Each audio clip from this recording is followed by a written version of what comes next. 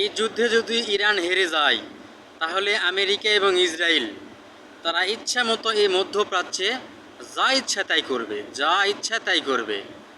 এই ইসরায়েল ইরানের সাথে যুদ্ধ করবে অনেক দিন, মানে এদের পরিকল্পনা ছিল আসলে।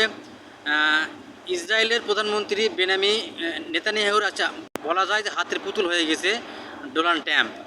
কারণ কি, ট্রাম্পের থেকে বেশি আনুগত্য নেতানিয়াহুর প্রতি এরকম কোনো প্রধানমন্ত্রী উনি জানেই পাবে না। এই জন্যে উনি শেষ মেয়াদে প্রধানমন্ত্রী থাকা অবস্থায় যা করা লাগে সে করবে। দেখেন, আসলে উনি চাচ্ছিলই যে ইরানে হামলা করবে, কিন্তু জানেই যে শুধু ইসরায়েল হামলা করলে তারা টিকতে পারবে না, 3 দিনও টিকতে পারবে না। এর জন্য কী করছে, যুক্তরাষ্ট্রকে সাথে নিয়েছে। এর জন্য তারা অনেক শক্তি পাচ্ছে।